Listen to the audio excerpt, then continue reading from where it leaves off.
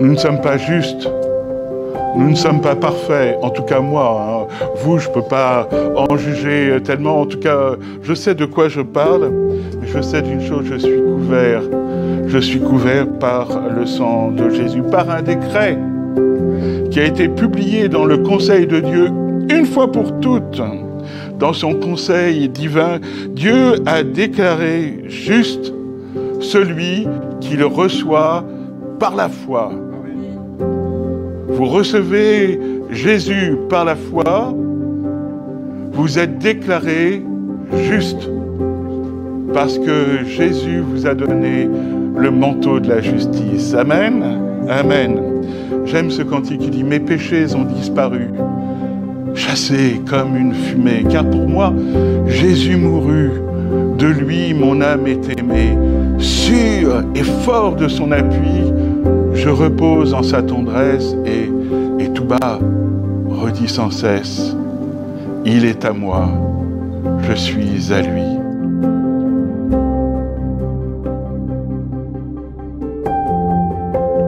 Je suppose que, comme moi, vous avez été un jour des enfants. Oui, il y en a qui sont passés directement à l'âge adulte. Non, personne. On a tous été... Et moi aussi, figurez-vous. Hein, je n'ai pas toujours été comme ça, imposant et tout. J'ai été à un moment un enfant. Cet enfant-là, il avait quelque chose autour de 6-7 ans. Il avait quelque chose de bien particulier à lui, qui était à lui tout seul. C'était la boîte à trésors. Et vous en avez une aussi, une boîte avec des trésors dedans, oui. Eh bien, dans cette boîte à trésors, j'avais des choses vraiment très précieuses. Je me souviens, j'avais un décapsuleur avec une réclame dessus. J'avais une lampe de flash. Vous savez, à l'époque, c'était des lampes en verre, recouvertes de plastique, hein, qui éclataient. Je trouvais que c'était formidable. Quelle impression de puissance. J'avais également toute une collection de soldats qu'on trouvait... vous savez, les soldats Mocarex, je ne sais pas si quelqu'un a connu ça. On trouvait ça dans les boîtes de café, dans les sacs de café. Hein, et c'était vraiment, à moi, c'était formidable. C'était ma boîte à trésors. Et maintenant que je suis grand, je vais vous partager ma boîte à trésors dans la Bible. Un livre qui n'est pas tellement... ouvert récemment, je n'ai pas entendu beaucoup de prédications dessus, et c'est un livre qui m'est très cher parce qu'il parle beaucoup de l'intimité et de la présence de Dieu. Et ce livre, c'est le Cantique des Cantiques. Et dans le Cantique des Cantiques, il a été écrit par Salomon, hein, on pense, au Xe siècle avant Jésus-Christ, donc c'est très ancien aussi, et c'est un monument de la littérature. Pour ceux qui s'intéressent à la littérature, c'est quelque chose d'absolument extraordinaire. C'est un livre de poésie, de théâtre, un livre de sagesse, un livre de philosophie, un livre d'amour. C'est un livre mystérieux, parce que beaucoup des clés, beaucoup des symboles qui figurent dans ce livre ont été perdus. Il y a par exemple les questions de fleurs, et on ne sait pas exactement de quelles fleurs il s'agit dans notre nomenclature botanique. C'est un livre mystérieux aussi parce qu'il parle de l'amour d'un homme et d'une femme. Et en fait, on ne sait même pas combien il y a de personnages s'il y a 2 personnages ou s'il y a 3 personnages. Hein, la bien-aimée, le bien-aimé et le roi Salomon. On ne sait pas si le roi Salomon et le bien-aimé sont le même personnage. Alors, il y a des hypothèses, mais moi, je ne peux pas le départager. C'est un livre qui nous parle de l'amour d'un homme et d'une femme. Et il doit être lu à ce niveau-là. C'est un livre qui célèbre l'amour, et quelquefois l'amour même d'une façon très, très explicite. C'est un livre également qui a toujours été compris comme étant une allégorie de la relation entre Dieu et le peuple d'Israël.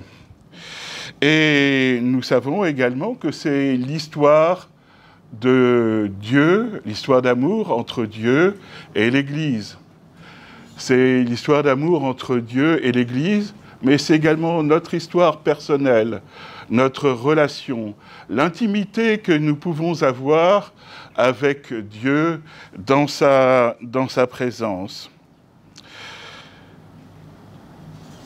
C'est un livre qui, pour certains, est très choquant. Je me souviens une très chère sœur en Christ qui est venue me voir un jour pour me dire « Jean-Marc, tu prêches bien, mais je voudrais que tu prêches pas sur ce livre-là. C'est pas bien, c'est ça. » Je dis « Ma sœur, c'est dans la Bible. Et ça parle d'une chose qui est extraordinaire. C'est de l'amour de Dieu pour toi. Hein. Mais bon, elle était choquée. Pourtant, c'est pas choquant. Pourquoi? C'est parce que vous savez que dans la fête de Pâques, pour les Juifs, c'est une fête très familiale. Hein. Vous savez, toute la famille se réunit pour célébrer le repas de Pâques. Il y a des prières, il y a des rituels qui sont faits. Et le moment principal, c'est le moment du repas. Et figurez-vous que qu'est-ce qui est fait à la fin du repas? Eh bien, on lit le cantique des cantiques, en famille, devant les ados. Ça doit les réveiller un peu. Devant les enfants également. Il n'y a pas de honte. Et les hommes... des hommes de Dieu comme Hudson Taylor, je ne sais pas si vous avez entendu parler de lui, qui est un géant de la foi, un homme qui a tout abandonné pour être missionnaire dans des conditions terribles en Chine. Et c'était pourtant, au XIXe siècle, c'était un siècle très prude.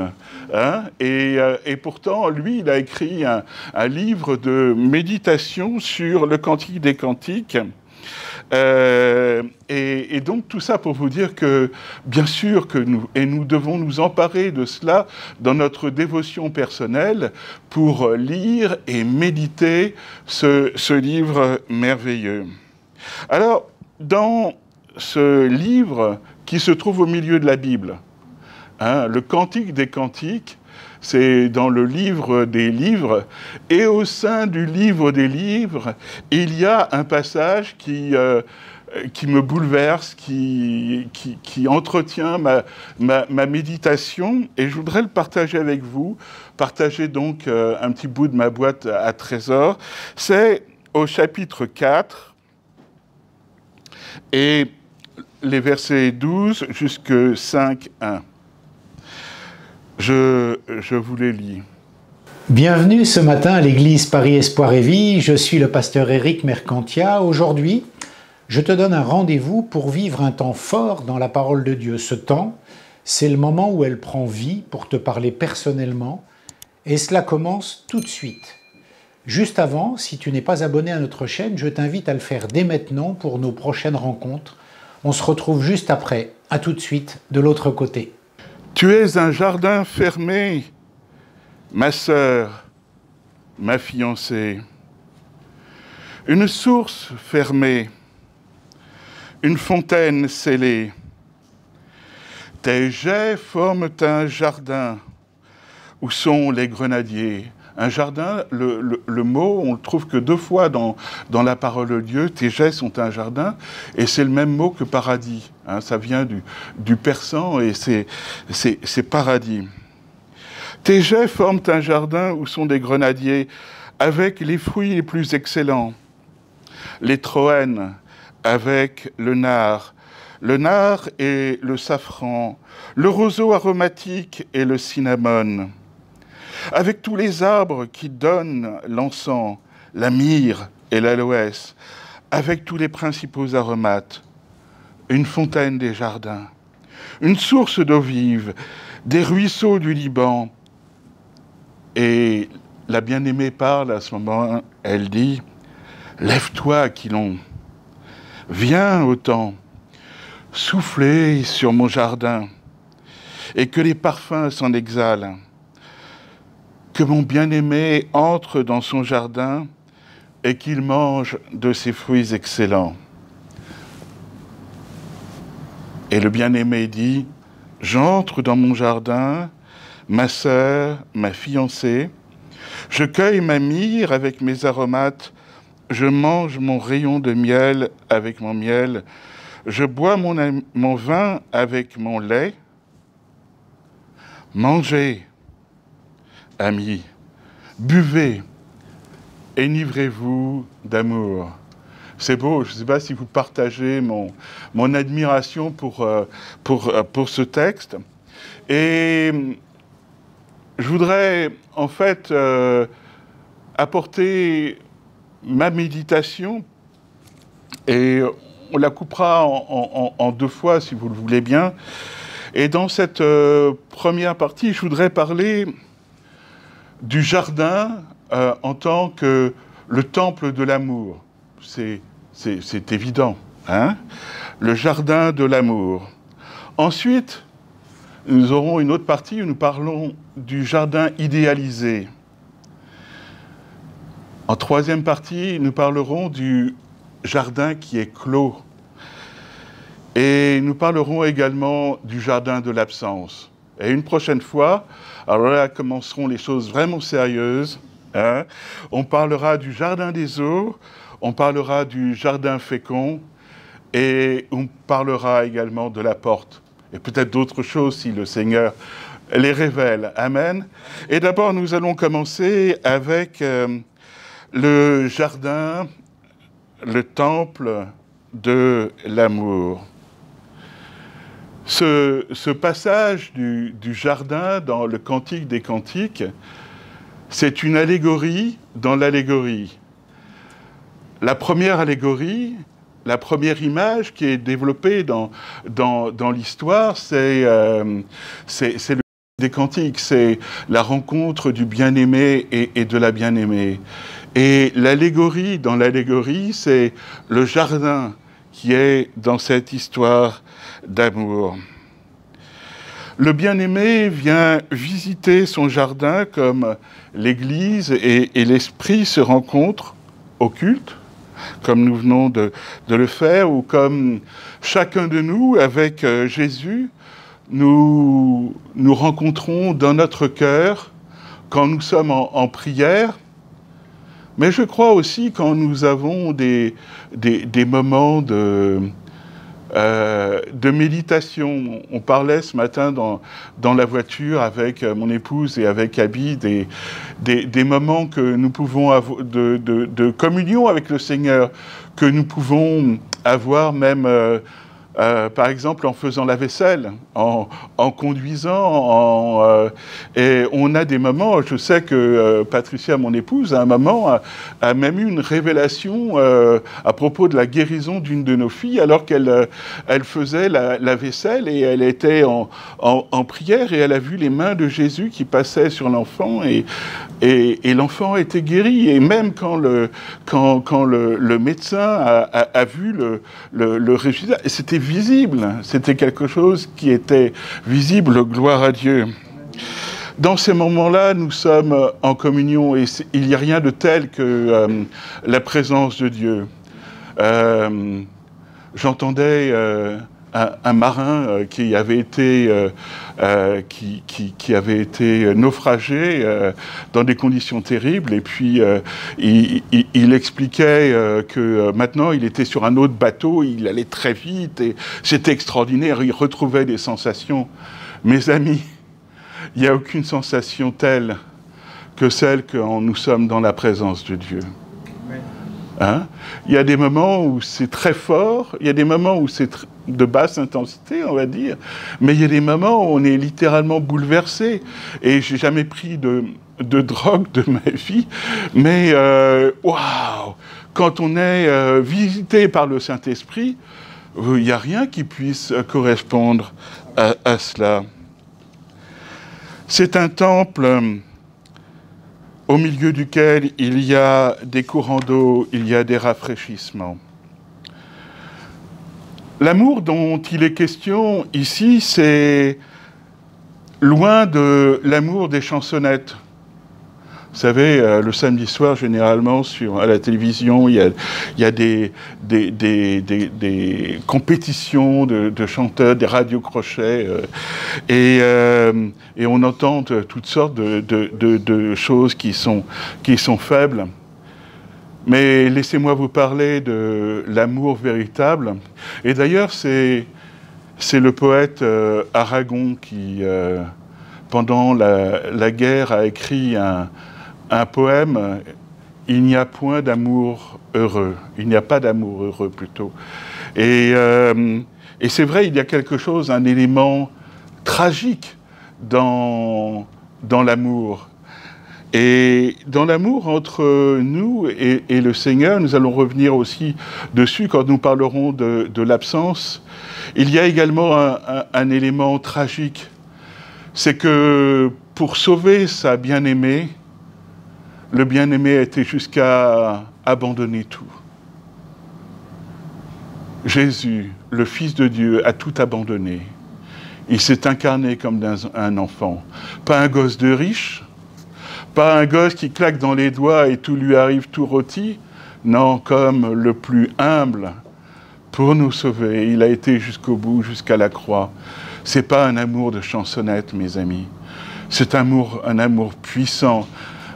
J'allais dire un amour ravageur. C'est quelque chose d'extrêmement fort. Je pensais, en tondant ma pelouse hier, que la beauté d'un jardin tient à l'amour du jardinier pour son jardin. Et j'ai beaucoup de culpabilité vis-à-vis de mon jardin. C'est peut-être un signe que j'aime pas comme je devrais, que je devrais passer plus de temps à l'entretenir. Mais vous savez, j'ai des voisins. Alors, il y en a qui font des jardins absolument exquis, qui passent du temps. On avait des amis dans l'église précédente où on était. Quand on allait chez eux, il y avait un vaste jardin avec des fleurs. En toute saison, c'était tellement bien arrangé qu'il y avait des fleurs en toute saison. Et on avait envie que d'une chose, c'est de se planter là sur une chaise longue, à l'ombre d'un arbre, de voir les fleurs et de laisser le temps passer. Mais eux, ils avaient charrié des brouettes, ils avaient mis de l'engrais, ils avaient tondu la pelouse, ils avaient fait toutes sortes de choses parce qu'ils aimaient leur jardin. Et Jésus, vous savez, Jésus dans Jean, après sa résurrection, quand il se révèle à Marie, je crois que c'est un clin d'œil que le Seigneur nous fait dans sa parole. Et il apparaît, elle croit qu'il est le jardinier. Hein, vous vous rappelez, dans le jardin? Et je crois que dans l'attitude de Jésus, alors ça c'est mon imagination, hein, mais je crois que dans l'attitude de Jésus, il devait y avoir un geste bienveillant pour les plantes qui étaient là. Mais le jardin n'est beau que grâce aux soins du jardinier, mais aussi pour autant que le jardinier a accès au jardin. Et quelquefois, et je pense à ma vie personnelle, et quand je vois aussi d'autres, je m'aperçois que le jardin n'est pas beau, il ne produit pas de beaux fruits. Pourquoi? Parce que le jardinier n'a pas accès aussi souvent qu'il le voudrait dans ce jardin. Et mon encouragement, mes frères et mes sœurs, c'est d'ouvrir notre cœur, de réaliser que quand nous ouvrons notre cœur, c'est pas pour demander des choses, c'est pas pour telle ou telle chose nécessairement, mais c'est simplement pour être dans la présence de Jésus, dans la présence de Dieu. Vous savez, j'ai quelqu'un qui a beaucoup compté pour moi dans ma formation, et c'était un évangéliste, Tom Wilson. Je devais avoir entre 18 et 24 ans, et puis après, il est décédé. Et c'était un homme, je travaillais dans un camp l'été, un camp chrétien de vacances, et on avait, nous qui travaillions dans cette œuvre, on avait la possibilité de le côtoyer, de parler avec lui, de poser des questions, et c'était extraordinaire. Et un jour, il nous a raconté cette histoire alors qu'il était jeune prédicateur, c'était avant la guerre, et il était évangéliste avec un jeune bouillant plein de succès. Quand il venait dans une ville, il y avait des foules qui se déplaçaient. Et ça entretenait une certaine satisfaction de lui-même. Et un jour, il a été invité en Irlande. Alors il a bien dit, vous savez, vous n'invitez pas n'importe qui, hein. Je suis Tom Wilson, alors vous devez faire de la publicité, il doit y avoir des instruments, et vous comprenez, je suis quelqu'un d'important quand même, je suis un homme de Dieu. Hein. Et donc il est arrivé le jour de la croisade, et quand il est arrivé dans la salle, il y avait une vieille dame béni soit les vieilles dames qui jouent de l'harmonium, qui faisait de l'harmonium. Je ne sais pas si vous connaissez cet instrument. Il fallait pédaler, hein. Il y avait des soufflets, donc il fallait aussi tenir la distance. Hein. Et donc, il y avait une dame qui jouait de l'harmonium comme ça, des vieux cantiques, et puis il n'y avait personne pratiquement. Il y avait le pasteur, sa femme. Lui qui avait l'habitude des grandes campagnes d'évangélisation, il était déçu. Et il a dit, mais comment ça se fait? Vous m'avez trompé. Non, on a fait la campagne, on a distribué, mais ils vont venir. Et premier jour comme ça, deuxième jour, à peine plus, troisième jour, encore moins, quatrième jour, la cata, il n'y avait même plus l'organiste, enfin vous voyez ce que je veux dire? La cata complète. Et le pasteur qui disait, mais si, rassurez-vous, ils vont venir. Et Tom, il revient dans sa chambre, et là, il lutte avec Dieu. Hein. Seigneur, ils m'ont trompé. T'as vu, ils m'ont trompé. Regarde ce qu'ils m'ont fait. Ils m'ont fait venir et il n'y a personne pour écouter ma belle parole, la belle onction que tu me donnes. Il n'y a personne pour m'écouter. Et puis comme ça, il vide son sac. Et puis, à un moment, il y a la voix de Dieu. Alors, je ne sais pas s'il l'a entendu ou s'il l'a entendu dans son cœur. Mais qu'est-ce que tu recherches, Tom ? Qu'est-ce que tu recherches? Tu veux être connu? Je peux m'arranger pour que tu sois connu. Tu veux être riche? Je peux faire que tu sois riche. Mais qu'est-ce que tu veux? Et là, la conviction de péché est tombée sur Tom, et je bénis pour avoir eu l'humilité de nous le dire. Et il dit, Seigneur, je veux qu'une chose, c'est ta présence. Amen. Et en parlant des années et des années après, quand il nous disait, c'est ta présence, sa voix était blanche, elle était émue. Et pourtant, il avait raconté cette histoire à de nombreuses reprises. La présence du Seigneur dans ce jardin de l'amour. Amen. Mais non seulement c'est le jardin de l'amour, mais c'est un jardin, j'allais dire, un petit peu idéalisé.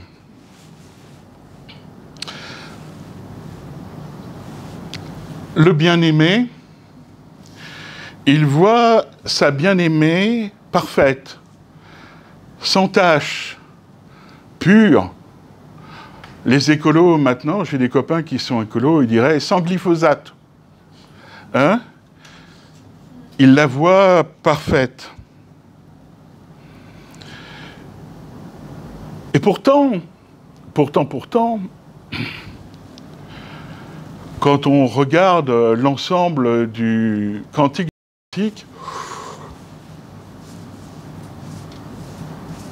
la bien-aimée, même le chapitre suivant, vous allez lire tout ça tranquillement parce que j'espère vous avoir donné envie de lire le cantique ou de le relire hein, quand même.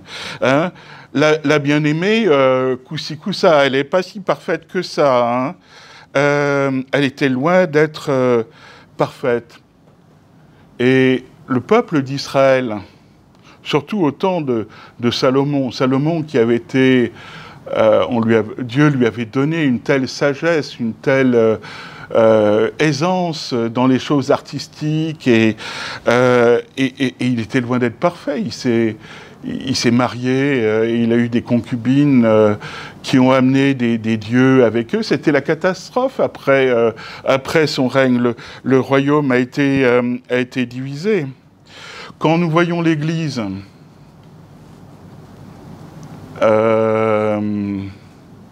collectivement, bon, on ne va pas se donner de notes, hein, mais c'est pas toujours top, on est bien d'accord. Et quand on se regarde nous-mêmes, est-ce qu'on se voit comme la bien-aimée, absolument parfaite? Et pourtant, c'est comme ça que le Seigneur nous voit. Alors, est-ce qu'il dit ça pour embobiner la bien-aimée? On pourrait le penser, mais moi je crois à la totale sincérité du bien-aimé. Je crois que le bien-aimé voit la bien-aimée comme étant parfaite. Il n'est pas dupe. Non, il n'est pas dupe, parce que dans certains passages, vous voyez les descriptions qui sont un tout petit peu sarcastique. C'est mélangé avec « tu es la plus belle » et ceci et cela. Et puis, par exemple, il est dit « ton corps est un amas de froment ». Bon, vous voyez ce que je veux dire? Moyen quand même. Hein. Et alors, les dents, ces dents, à un moment, il les compare à un troupeau de brebis tondues. Bon, c'est joli les brebis. Mais quand c'est tondu, c'est pas si joli que ça. Hein. Voilà. Le bien-aimé n'est pas dupe. Et Dieu n'est pas dupe. Mais il nous voit juste. Il nous voit saint. Il nous voit beau. Il nous voit parfait. Pourquoi? Parce qu'il nous voit au travers du sang de Jésus. Amen. Merci Seigneur pour ton sang. Merci Seigneur pour ta parole. La description de la bien-aimée, elle n'est pas réaliste, elle est poétique, elle est prophétique. Comme je le disais, Dieu ne nous voit pas comme nous sommes, ou du moins la justice de Dieu ne nous voit pas comme nous sommes. Il est bien au courant de nos agissements. Il est bien au courant de ce qu'il y a dans notre cœur qui n'est pas joli. Mais nous sommes couverts par le sang de Jésus. Amen. Amen. Ce verset qui nous dit « Je me réjouirai en l'Éternel, mon âme sera ravie d'allégresse en mon Dieu, car il m'a revêtu des vêtements du salut. Il m'a couvert du manteau de la délivrance, comme le fiancé s'orne d'un diadème, comme la fiancée se pare de ses joyaux. » Ésaïe 61, verset 10. Et dans Ézéchiel 16, verset 5, je crois, « Je passais près de toi, je te regardais, et voici ton temps était là, le temps des amours.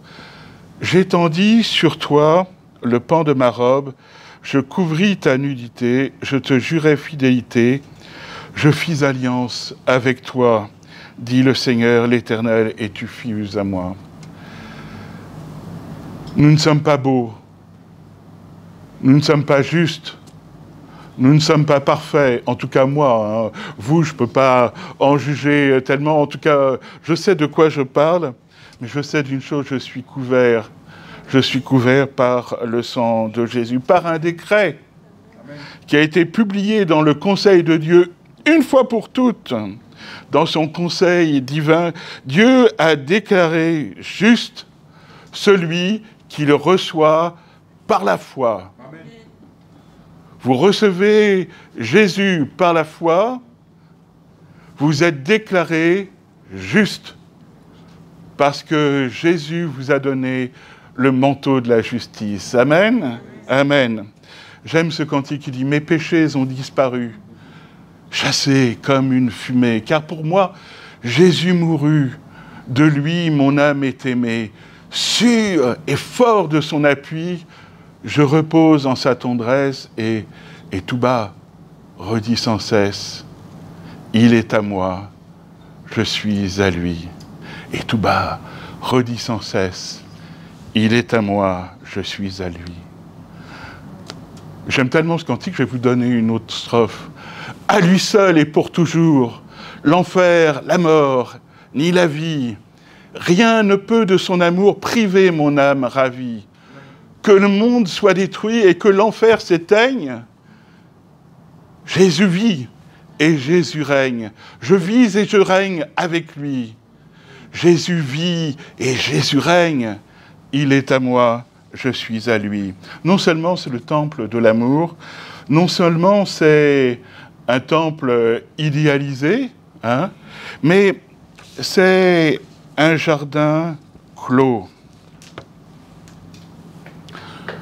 Alors qu'est-ce qui différencie un jardin d'un champ? Alors un champ, c'est grand, c'est généralement consacré à une seule production agricole.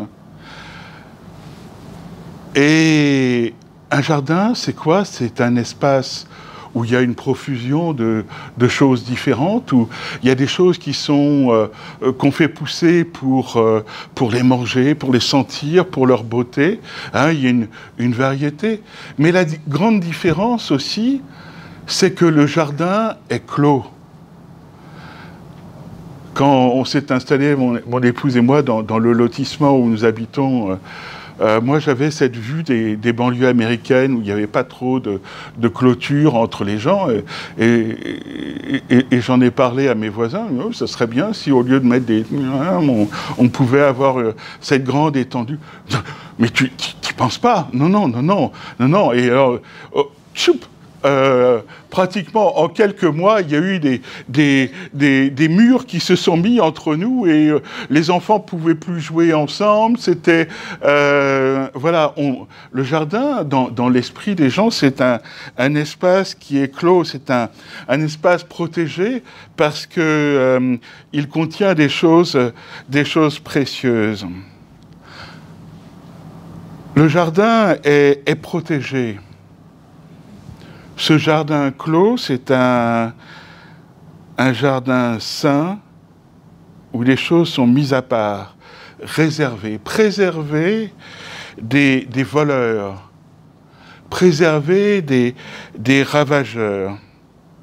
Vous savez, selon certains commentateurs, alors je ne suis pas forcément d'accord avec eux, mais je vous donne leur point de vue, ils disent que le premier péché, c'est pas Ève qui l'a commis en écoutant le diable et puis en prenant le fruit. Le premier péché, en fait, c'est Adam qui avait été institué comme le gardien du jardin d'Éden et qui a laissé, en fait, le serpent rentrer dans cet espace qui était saint, qui était clos. Je pense que c'est une réflexion intéressante, mais pas forcément juste. Le jardin est protégé, le jardin est clos, et nous sommes protégés. Romains, l'apôtre Paul, dans Romains, au chapitre 8, les versets 35 à 38, c'est un passage qui est très connu. Il nous dit « Qui nous séparera de l'amour de Christ?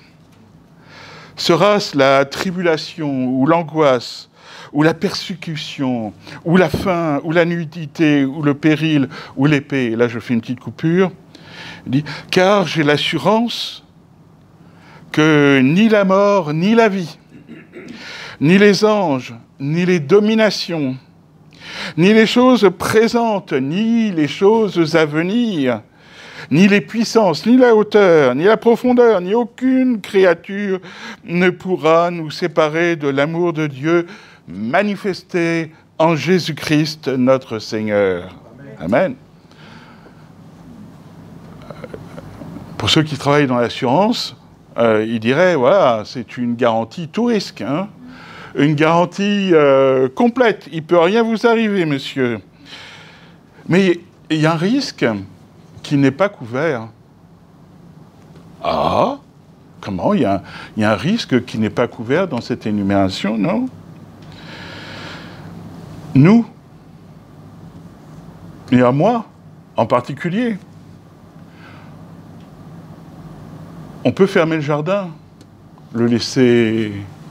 On peut ouvrir le jardin à tout le monde. Et il y en a qui ne se privent pas de le faire, et le jardin, il tombe en décrépitude. Nous avons une responsabilité vis-à-vis de nous-mêmes. Dire, mais comment ça se fait que Dieu n'a pas prévu cette garantie en plus de nous préserver? Pourquoi? Parce que l'amour ne peut exister que dans la liberté. Dieu vous aime. Et Dieu vous veut libre. L'amour ne se met pas en cage, ou c'est plus l'amour. Il respecte l'objet aimé. C'est un renoncement volontaire, c'est un don de soi qui est la marque de l'amour. Et le drame de l'humanité, c'est que chacun veut vivre pour soi. Maintenant, dans les couples, on cohabite. J'ai des amis, ça fait longtemps qu'ils sont ensemble, et les mauvaises langues me rapportaient qu'ils se chipotaient comme des furies, parce qu'ils avaient chacun leur compte. Et quand ils allaient dans un endroit, ils payaient chacun de leur poche, et quand il y avait quelque chose qui ne pouvait pas séparer, ils se battaient pour savoir qui paierait. Voilà. On cohabite ensemble. Oui, ça existe, hein. On cohabite ensemble, on coexiste, parce qu'on veut vivre pour soi. Mais c'est vrai qu'à partir du moment où on ne croit pas dans une vie après, quand on refuse cela, on vit pour soi. On est poussé ainsi à l'égoïsme. Et le drame de l'humanité, et le drame qu'on voit maintenant dans notre monde déchristianisé, il n'y a plus de mariage, pratiquement plus, ou certains mariages, et il y a des divorces. Le risque que le jardin soit mal protégé, il vient de nous, il faut en être conscient. Le jardin est protégé, et donc le jardin, il y a un dedans et il y a un dehors. Vous vous rappelez l'arche de Noé? Quand la porte s'est refermée sur la famille de Noé, quand la porte s'est refermée sur les couples d'animaux, il y avait un dedans et il y avait un dehors. Dedans, c'était le salut, et dehors, c'était la perdition. Dedans, c'était le sec, ça devait sentir bon aussi, enfin bref, c'est un détail, mais dehors, ça sentait le mouillé. C'était l'inondation, c'était le ravage. Il y a un dedans et il y a un dehors. Il y a le royaume de Dieu et il y a le monde. Vous savez, en ce moment, le mur entre le monde et l'Église, il est attaqué. Maintenant, le monde nous dit, mais vous ne pouvez pas dire telle chose. À propos de l'avortement, par exemple. Vous devez être inclusif. Vous devez tout accepter. Même les combinaisons sexuelles les plus aberrantes, vous devez les accepter. Sinon, on va vous mettre des amendes. Sinon, on va vous vilipender. Des journalistes vont faire des reportages sur vous et vous pointer du doigt en disant que vous n'êtes pas moraux. Il y a le mur entre le monde et l'Église qui est attaqué, mais il est attaqué aussi de l'intérieur. Quelquefois, nous voulons faire comme le monde pour attirer, pour que des gens viennent. Voilà, on va mettre de l'eau dans notre vin, hein. Mais ce qui fait tomber le mur, c'est pas les grosses secousses, c'est les petits renoncements, jour après jour. Et les pierres tombent, et finalement, le mur tombe, et le jardin est envahi par les ravageurs. N'aimez point le monde, ni les choses qui sont dans le monde, nous rappelle l'apôtre Jean. Si quelqu'un aime le monde, l'amour du Père n'est point en lui. Car tout ce qui est dans le monde, la convoitise de la chair, la convoitise des yeux et l'orgueil de la vie, ne vient point du Père, mais vient du monde. Et le monde passe, et sa convoitise aussi. Mais celui qui fait la volonté de Dieu demeure éternellement. Amen. Et dans Apocalypse, au chapitre 22, verset 15, c'est encore plus fort, hein. C'est dehors les chiens, les enchanteurs, les impudiques, les meurtriers, les idolâtres et quiconque aime et pratique le mensonge. Dans Éphésiens, chapitre 2, verset 19, Paul dit « Ainsi donc, vous n'êtes plus des étrangers ou des gens du dehors, mais vous êtes concitoyens des saints, gens de la maison de Dieu. » Amen. Amen. Ainsi, le jardin, c'est le jardin de l'amour. C'est un jardin poétique, prophétique, idéalisé. C'est un jardin clos. Et je vous propose parce que le Seigneur m'a mis cela à cœur, de vous parler du jardin de l'absence aussi.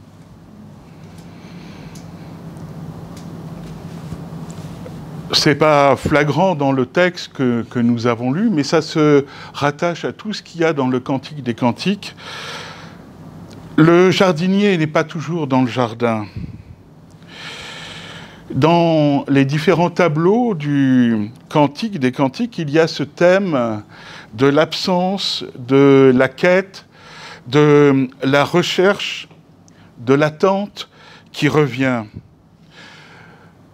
Les anciens, on avait un mot pour cela, particulièrement dans le sud-ouest. Il a un peu changé de sens, mais on disait « je me languis ». Ah, je me languis de te voir, je me languis de toi. Et cela dénotait une attente, et une souffrance aussi, quelque part, d'un manque. L'amour est le plus puissant des sentiments, mais il porte en lui une part d'inconfort et de la douleur du manque. Nous savons, Jésus le dit dans la fin du livre de Matthieu, Matthieu 28, 19, il dit « Allez, faites de toutes les nations des disciples, les baptisant au nom du Père, du Fils et du Saint-Esprit, et enseignez-leur à observer tout ce que je vous ai prescrit. » Et il ajoute « Et voici, « Je suis avec vous tous les jours jusqu'à la fin du monde. » Alors vous allez me dire, mais Jean-Marc, qu'est-ce que tu nous racontes?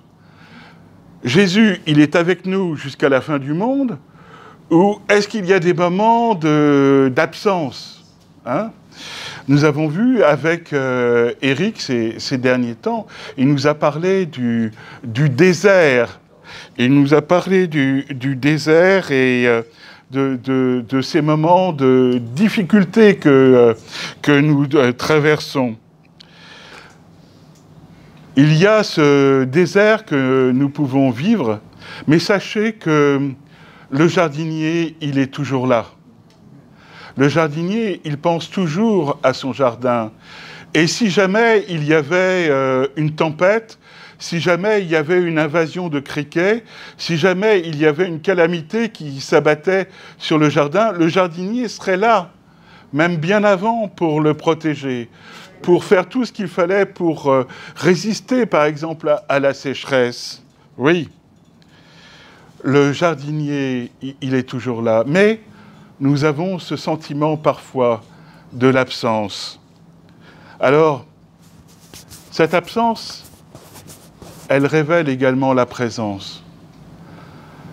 Je me souviens d'une conversation que j'ai eue avec quelqu'un qui m'est cher et elle me racontait que, alors que sa vie spirituelle allait bien, un jour, elle s'est réveillée un matin. Elle ne pouvait plus croire. Elle ne pouvait plus croire en Dieu. Quelque chose s'était éloigné, quelque chose était parti. Il n'y avait pas de raison particulière pour cela. Et c'était fini. Et puis, elle a continué, elle a persévéré, elle a continué à aller au culte, elle a continué à lire sa Bible, elle a continué à prier, même si elle avait ce sentiment que ça ne sert à rien, je ne crois plus, mais elle a continué dans sa vie de dévotion et petit à petit, la présence de Dieu est revenue dans son cœur, la foi est revenue et au contraire, une foi plus intense, une foi plus grande. Et je crois que c'était ainsi que le Seigneur, elle qui peut-être, à cause de son éducation, prenait sa présence pour quelque chose d'acquis, pour quelque chose qui était normal. C'était une enfant de chrétiens et de chrétiennes. Elle avait toujours aimé le Seigneur. Mais ainsi, le Seigneur lui a révélé par son absence, en se retirant un moment, que finalement, quand il était présent, ça se sentait. Vous comprenez ce que je veux dire? Et donc, ce que je veux par là vous rassurer, peut-être parler à quelqu'un qui a ce sentiment de ne rien ressentir, de ressentir l'absence du Seigneur. Mon frère, ma sœur, il est là. Il ne dort ni ne sommeille. Il est avec nous jusqu'à la fin du monde. Le jardinier reviendra toujours. Alors, concentrons-nous sur la promesse, sans douter, en nous réjouissant avec anticipation. Voilà. Et les prochaines fois, nous parlerons donc du jardin des eaux, nous parlerons du jardin fécond et de la porte du jardin. Et pour terminer, je voudrais vous dire la seule prière de Dieu dans la Bible. Alors on sait que Jésus a fait des prières, mais le Père, il a donné cette prière aux enfants d'Aaron pour qu'ils la disent au peuple. Il a dit dans Nombre 6, « Que l'Éternel te bénisse et qu'il te garde, que l'Éternel fasse luire sa face sur toi, que l'Éternel fasse luire sa face sur toi et qu'il t'accorde sa grâce, que l'Éternel tourne sa face vers toi et qu'il te donne la paix. » Amen. J'espère que Ce message t'a fait du bien et t'a encouragé. S'il t'a inspiré, eh bien c'est simple. Tu vas juste en dessous, dans la description, où tu peux recevoir notre newsletter ainsi que t'inscrire à nos cultes et réunions de semaine. N'oublie pas non plus de t'abonner à la chaîne. Je te souhaite bon succès dans la suite de ton aventure.